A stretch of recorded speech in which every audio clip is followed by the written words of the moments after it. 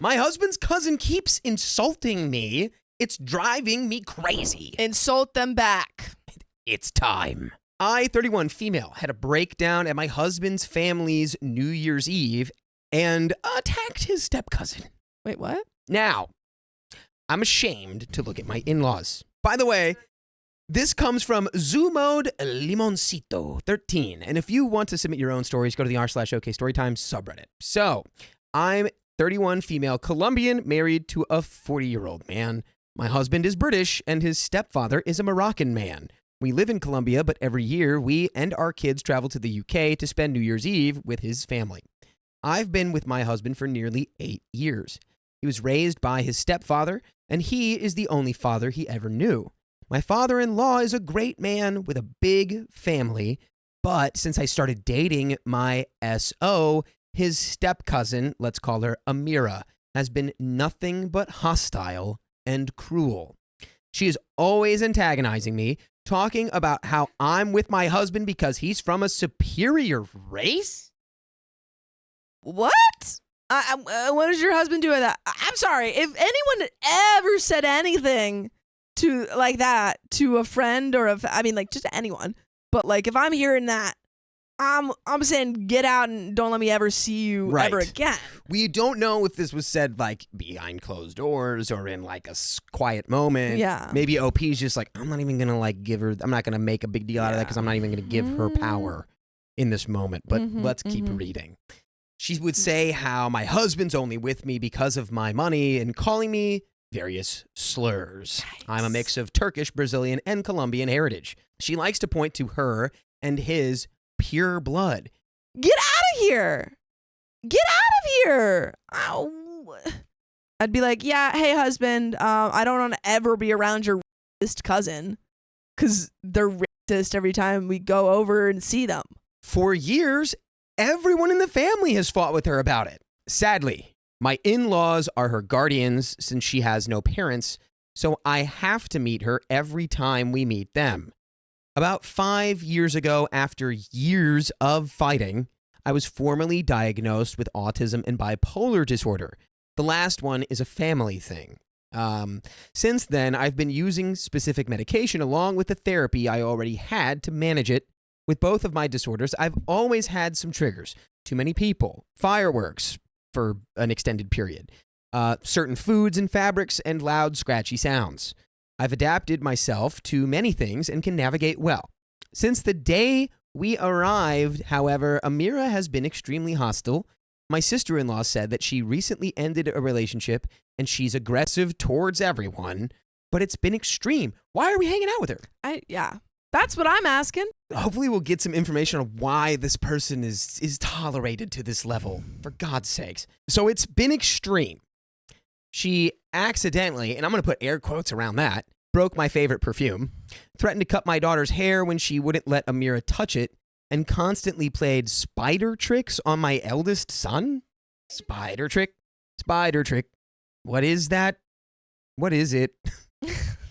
My husband, mother-in-law, and father-in-law spoke to Amira several times on the 31st, New Year's Eve. As usual, my in-laws threw a big party. I wore a white dress matching my family. We were enjoying ourselves until my sister-in-law realized Amira was wasted well before midnight. She looked at me and started saying that she couldn't believe that her cousin married a Latin witch, that I was a vulgar woman, that he was only with me for my money, and that he should leave me and be with a real woman. That it was a disgrace for the family that he had children with someone from my race. So, all of you are bad now.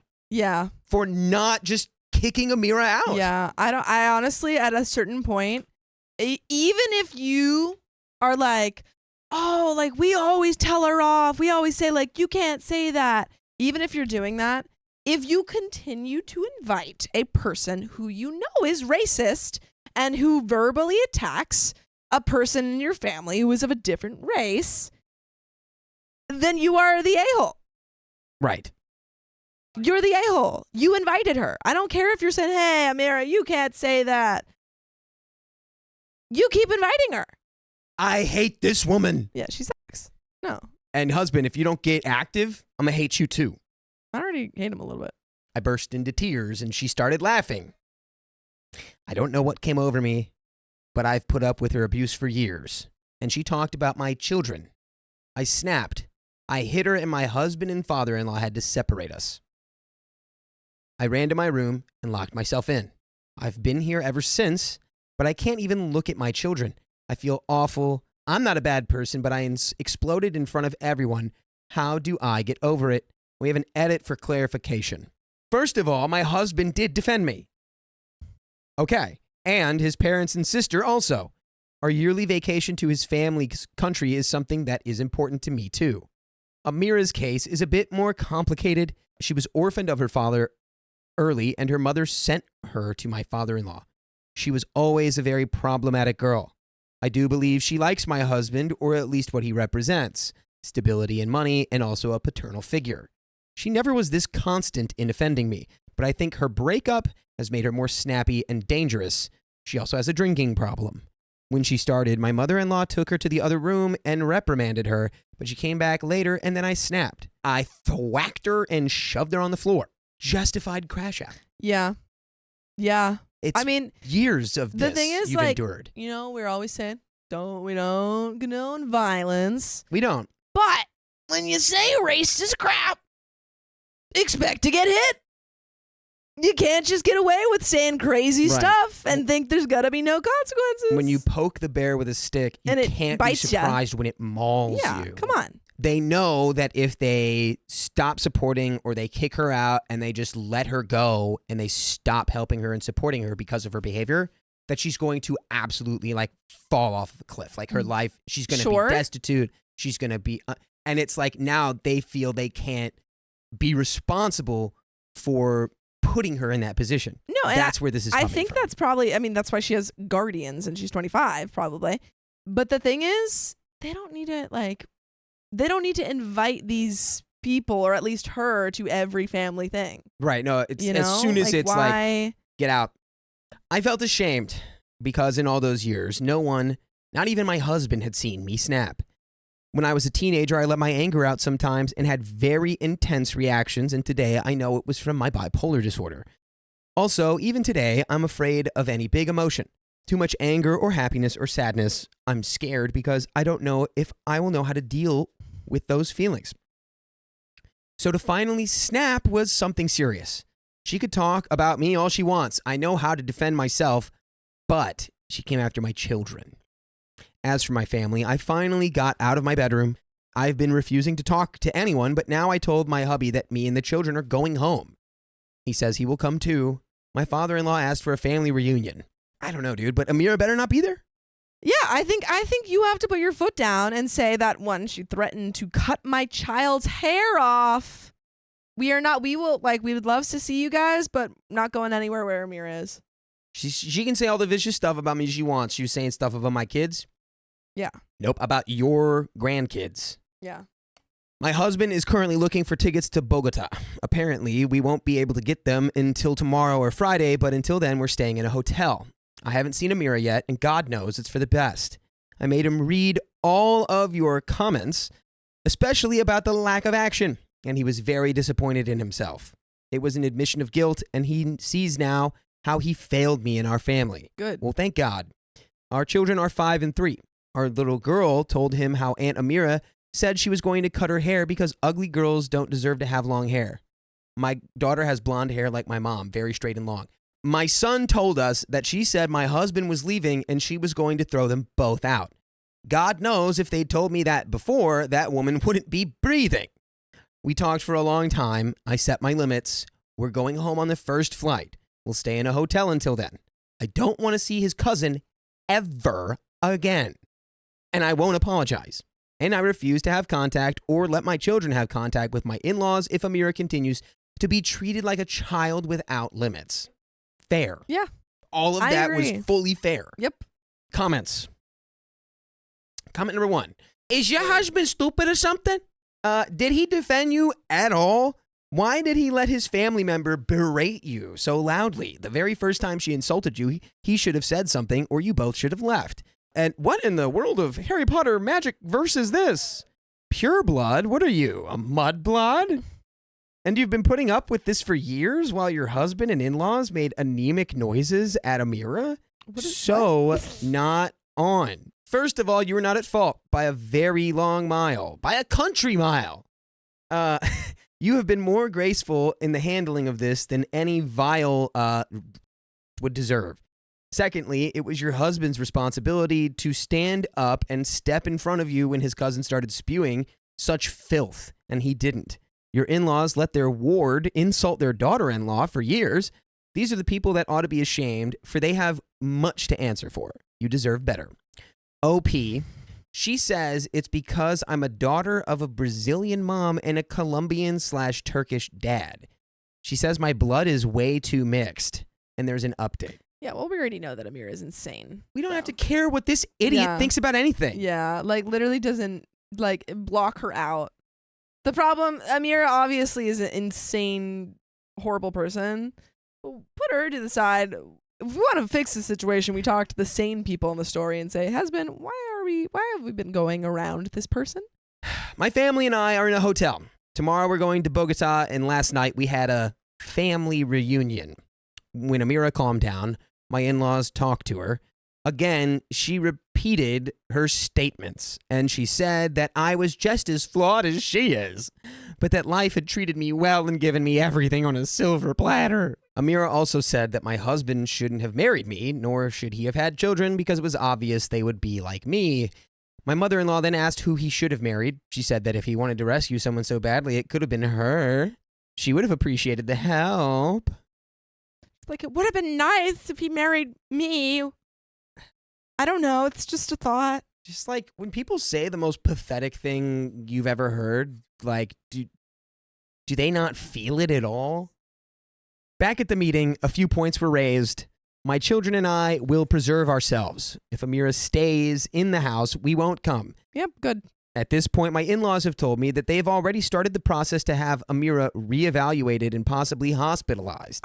Yeah. Look, I was going to make a joke earlier about maybe, if we could put one person in a sanitarium and just that one person, it should be her. Because sanitariums are awful, and that's why they don't exist anymore, because they were criminal. The thing is, I think she is severely mentally ill. Yeah, she needs an inpatient facility. Yeah, I agree. I think this is like, you see, like, for example, you have a very famous singer who spouts crazy things and people just let him say it. But it's like, that person needs medication. That person should not, like, why are we, like, uplifting that person instead of like, putting them in a place where they cannot hurt themselves or others. This is, she needs mental help. So if Amira stays in the house, well, we won't come. At this point, my in-laws have told me that they've already started the process to have Amira reevaluated and possibly hospitalized. My sister-in-law has been collecting evidence of her behavior, and according to the therapist, she has a good chance of becoming a patient in a sanatorium. Oh my God! What? Wait a minute! Those aren't real though, right? They're done. Wait, they have those in the UK?